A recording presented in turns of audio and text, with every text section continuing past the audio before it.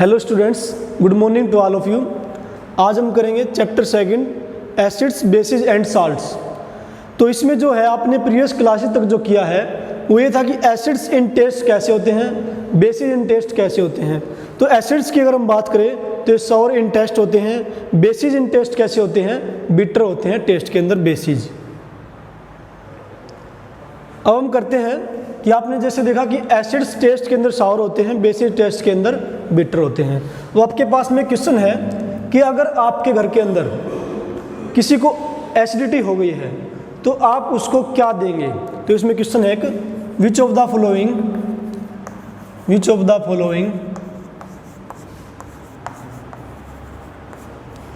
would you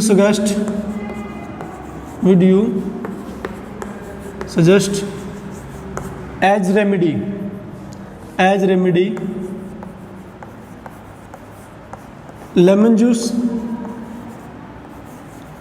lemon juice, vinegar and baking soda।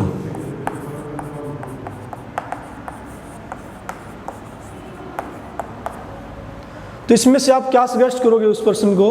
तो जैसे कि आपको पता है कि इसका आंसर ये होगा कि acids and bases nullify the effect of each other, nullify the effect of each other। जैसा आपको पता है कि एसिड एंड बेसिस क्या करते हैं, एक दूसरे के प्रभाव को खत्म कर देते हैं। तो जैसे उस पर्सन को एसिडिटी हुई है तो देखो लेमन जूस जो है आपका ये क्या है, एसिड है। विनेगर जो है आपका ये भी क्या है, एसिड है। तो ये दोनों आप उसको प्रोवाइड नहीं कर सकते क्योंकि ये दोनों खुद क्या हैं, ये खुद एसिड है। लेकिन हमें एसिडिटी को रिमूव करना है तो क्या देना पड़ेगा, बेस देना पड़ेगा। और बेस के आपके पास में बेकिंग सोडा। तो अगर उसको एसिडिटी है तो आप उसको क्या प्रोवाइड करोगे, आप उसको बेकिंग सोडा दोगे जिससे कि उसकी एसिडिटी की जो प्रॉब्लम है वो दूर हो जाएगी। अब जैसा कि आपने देखा था कि एसिड्स टेस्ट देख लिया था हमने, टेस्ट से तो पता लगाओगे। अब बिना टेस्ट की आप कैसे पता लगाओगे कि ये एसिड है या बेस है। तो उसमें हम यूज करते हैं इंडिकेटर। और जो इंडिकेटर होता है आपका वो क्या होता है, a dye which changes color in acidic and basic medium,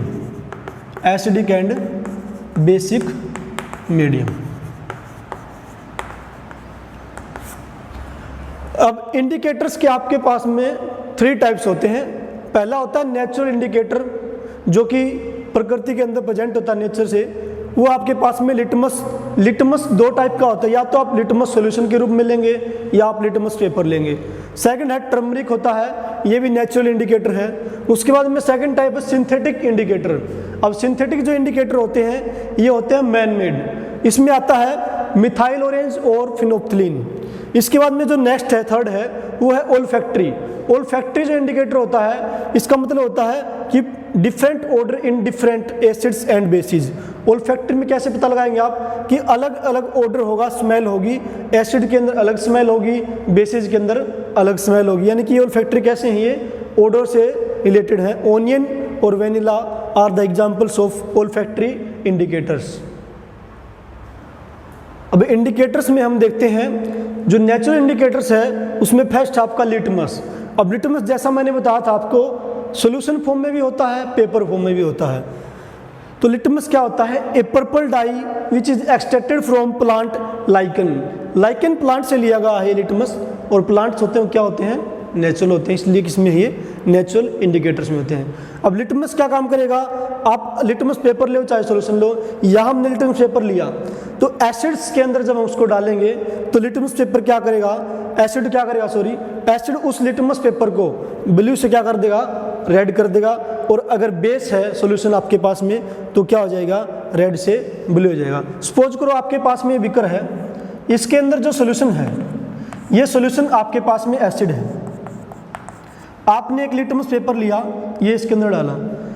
अब क्या होएगा, इस लिटमस पेपर का जो कलर है, सपोज करो पहले ब्लू था, तो जो पार्ट इसका एसिड के अंदर डिप हुआ है वो पार्ट क्या हो जाएगा आपका, ब्लू से रेड हो जाएगा। और सपोज करो सेकंड है जो आपके पास में, सेकंड जो आपके पास में बीकर है, इसके अंदर जो आपके पास में सॉल्यूशन है ये बेस सॉल्यूशन है। आप इसके अंदर जब लिटमस पेपर डालेंगे तो जितना पार्ट उसका बेस के अंदर सॉल्यूशन के अंदर डिप हुआ है वो पार्ट क्या होएगा, वो रेड से ब्लू हो जाएगा। तो ये आपके पास में क्या है, लिटमस है जो कि नेचुरल इंडिकेटर है। सेकंड आपके पास में जो नेचुरल इंडिकेटर का एग्जांपल है वो आपके पास में टर्मरिक। अब टर्मरिक क्या करेगा, अगर एसिड है तो उस टर्मरिक को क्या कर देगा, उसका कलर क्या हो जाएगा, येलो हो जाएगा। और बेसिस उसके कलर क्या कर देगा, अगर आप इसको बेस अप्लाई करेंगे उसके ऊपर तो रेड हो जाएगा।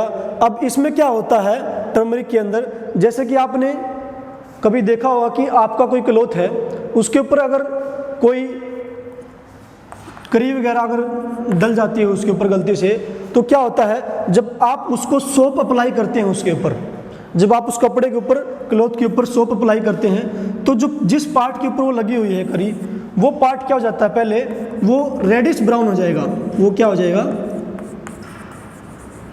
रेडिश ब्राउन हो जाएगा। और रेडिश ब्राउन यानी कि लाल भूरा, हल्का लाल भूरा। और वही क्या होता है, बेस की वजह से हुआ। क्यों, क्योंकि आपने जो सोप अप्लाई किया वो सोप क्या होता है आपके पास में बेस होता है, और बेस क्या कर देता है उसको रेड कर देता है। इसी कारण से जो आपका जो क्लॉथ का जो स्पॉट है वहाँ पे धब्बा लगा वो कैसा हो जाएगा, रेडिश ब्राउन इन कलर। अब जो आगे हमारा है वो है सिंथेटिक इंडिकेटर्स। सिंथेटिक इंडिकेटर्स जैसा मैंने बताया था मैन मेड होते हैं, आर्टिफिशियली बनाए जाते हैं। इसमें आप क्या करते हैं, फर्स्ट है जो आपका ये फिनोफ्थिलीन। आपके पास में अगर कोई एसिड है और उसके अंदर आप अगर एक ड्रॉप फिनोफ्थिलीन की डाल देते हैं तो उस एसिड कोई कलर शो नहीं करेगा, जो उसका पहले कलर था वही होगा। लेकिन बेस के अंदर क्या होता है, बेस के अंदर जब आप 1 ड्रॉप फिनोफ्थिलीन की डालते हैं तो बेसिस के अंदर क्या होता है, उसका कलर है जो बेस का वो चेंज जाएगा। और कैसा हो जाएगा, लाइट पिंक कलर हो जाएगा उसका। मिथाइल ऑरेंज जो आपका सेकंड है सिंथेटिक इंडिकेटर, ये क्या करता है, एसिड्स का कलर कैसा कर देता है, रेड कर देता है। और बेसिस के अंदर कैसा कलर होगा, येलो कलर होगा। ये आपका है सिंथेटिक इंडिकेटर्स। अब जो थर्ड है हमारा वो है ओल्फैक्टरी इंडिकेटर्स। ओल्फैक्टरी इंडिकेटर्स क्या होता है, gives different odor in different acids and bases. Acids और बेसिस में क्या होगा, अलग अलग स्मेल होगी, ऑर्डर होगा। जैसे कि फर्स्ट आपके पास में आपने ओनियन एक्सट्रैक्ट ले लिया। अब आप क्या करोगे, एक क्लॉथ स्ट्रिप लिया आपने, क्लॉथ की स्ट्रिप लिया, ये आपके पास में एसिड है। इस क्लॉथ स्ट्रिप को आप क्या करोगे, इस एसिड के अंदर डाल दोगे। ये जो क्लॉथ स्ट्रिप आपने लिया है इसके ऊपर आपने डाला है ओनियन एक्सट्रैक्ट। ओनियन एक्सट्रैक्ट डाल करके उस क्लॉथ स्ट्रिप के ऊपर आपने एसिड के अंदर डिप कर दिया। डिप करने के बाद में आपने वापस बाहर निकाल लिया। अब स्मेल चेक करोगे आप, जो एसिड्स में डालने से पहले उसकी स्मेल थी जो, वही स्मेल अब भी आ रही है। बेस के अंदर आपने टेस्ट किया, आपने क्या किया, वही सेम एक क्लॉथ स्ट्रिप लिया, उसके ऊपर आपने ओनियन एक्सट्रैक्ट डाला, उसको फिर आपने डिप किया, बेस के अंदर डिप किया। तब क्या होता है, वो जो स्मेल थी पहले वाली ओनियन की एक्सट्रैक्ट की, वो स्मेल अब नहीं रहेगी, वो क्या हो जाएगी, चेंज हो जाएगी या डिस्ट्रॉय हो जाएगी। इसी प्रकार से वेनिला एक प्लांट होता है। वेनिला एक्सट्रैक्ट जब आप लेते हैं सेम वैसे एसिड के अंदर डिप करेंगे तो एसिड्स के अंदर तो उसकी स्मेल रहेगी, लेकिन बेसिस के अंदर उसकी स्मेल है वो क्या हो जाती है, वो डिस्ट्रॉय हो जाती है। तो अब तक जो हमने किया है वो पहला था आपका कि स्मेल के हिसाब से हो गया था, ओल्फैक्टरी हो गया था, सिंथेटिक हो गया था, नेचुरल इंडिकेटर हो गया था।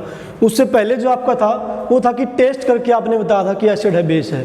अब आप क्या बताओगे कि डिफरेंट साइंटिस्ट ने डिफरेंट मेथड दिए हैं कि कैसे आप आइडेंटिफाई करेंगे कि एसिड्स हैं या बेस है। तो साइंटिस्ट थे आपके पास में, लोरिस सोरेनसन थे, उन्होंने क्या बताया था, पीएच स्केल गिवन था। जो पीएच स्केल जो आपका होता है इस पे क्या होता है, 0 to 14 तक नंबरिंग होती है। 0 पर क्या होता है, स्ट्रॉन्ग एसिड होता है, और 14 पर क्या होता है, स्ट्रॉन्ग बेस होता है, और 7 के ऊपर क्या होता है, न्यूट्रल होता है आपका।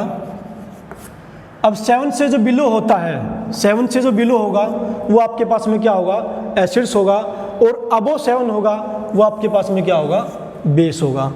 सेकंड जो बात बताई साइंटिस्ट ने, उन्होंने बताया कि एसिड्स क्या होंगे, which give H positive ions in solutions, और बेस क्या होंगे, which give OH negative ions in water.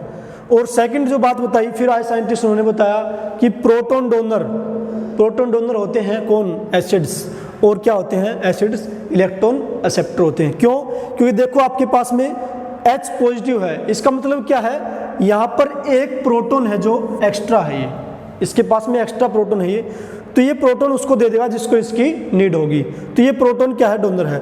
अब प्रोटॉन डोनर है ये, तो क्या इसके पास में कमी किस चीज़ की है, प्रोटॉन तो इसके पास में एक्स्ट्रा है, अगर ये लेना चाहेगा तो क्या करेगा, ये इलेक्ट्रॉन को एक्सेप्ट कर लेगा, पॉजिटिव है तो क्या ले लेगा, नेगेटिव ले लेगा। उसी तरफ इस तरफ आ जाओ, which give OH negative ion in water, और ये क्या होते हैं, प्रोटॉन एक्सेप्टर। क्यों, नेगेटिव सिंबल है यहाँ पर, किसको एक्सेप्ट करेगा, ये प्रोटॉन को एक्सेप्ट करेगा, और इलेक्ट्रॉन इसके पास में है, इसको क्या कर देगा, ये इलेक्ट्रॉन डोनर है।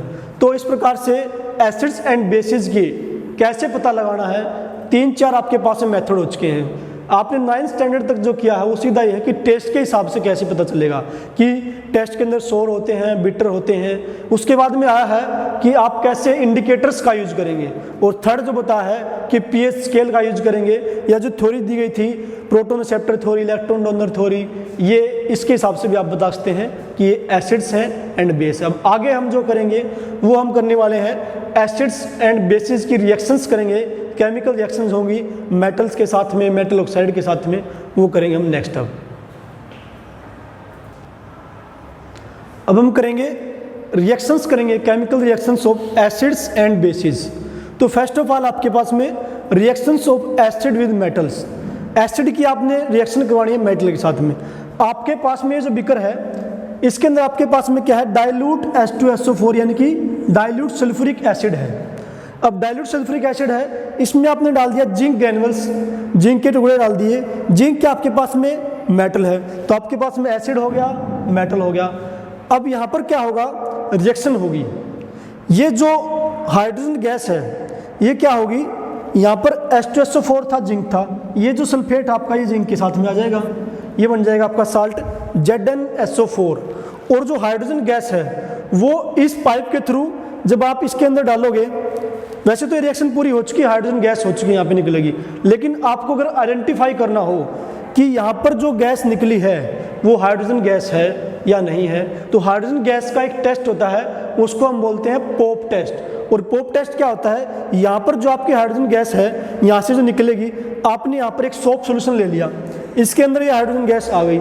अब ये हाइड्रोजन गैस यहाँ पर क्या होगा, बबल्स के रूप में यहाँ से बाहर जाएगी, और आपने क्या किया, एक कैंडल ली, उसको जलाया, और उस कैंडल को जो आप इस बबल्स के पास में लेकर आए, जो बबल्स निकल रहे सोप सोल्यूशन से हाइड्रोजन के, उसके पास में लेके आएंगे।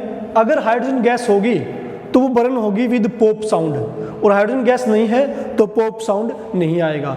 इसका मतलब ये है कि अगर पोप साउंड आ जाए तो इसका मतलब क्या है कि हाइड्रोजन गैस है। इसी को हम क्या बोलते हैं, पोप टेस्ट बोलते हैं, हाइड्रोजन गैस को आइडेंटिफाई करने के लिए। ये तो थी आपकी एसिड्स के साथ में रिएक्शन मेटल की। इसके बाद में जो आपकी रिएक्शंस हैं, बेस की रिएक्शन कराएंगे आप, और बेस की जो रिएक्शन होंगी उसमें क्या होता है, उसमें सेम होता है। बेस की रिएक्शन में भी क्या होता है, बेस की जो रिएक्शन होती है उसमें क्या होता है, एसिड की रिएक्शन में क्या होता है, सभी के सभी एसिड्स हाइड्रोजन गैस देंगे, लेकिन बेसिस के केस में ऐसा नहीं होता है, सभी बेसिस हैं वो हाइड्रोजन गैस नहीं देंगे। सम बेसिस हैं, कुछ बेसिस जो आपके वही हाइड्रोजन गैस देंगे मेटल के साथ में जब रिएक्ट करेंगे। अब हम एक क्वेश्चन करते हैं कि why should curd and other sour stuffs are not kept in copper and brass vessels, कि जो कर्ड एंड अदर दही और जो अन्य खट्टे पदार्थ होते हैं वो तांबे और पित्तल के बर्तन में क्यों नहीं रखे जाते। तो जैसे कि आपको पता कि सोर स्टफ लिखा है मैंने यहाँ पे, और कर्ड भी क्या होता है, सोर होता है। स्टार्टिंग में ही बताया था कि टेस्ट से पता चलेगा कि एसिड्स आर सोर इन टेस्ट, तो सोर इन टेस्ट इसका मतलब क्या है, एसिड है।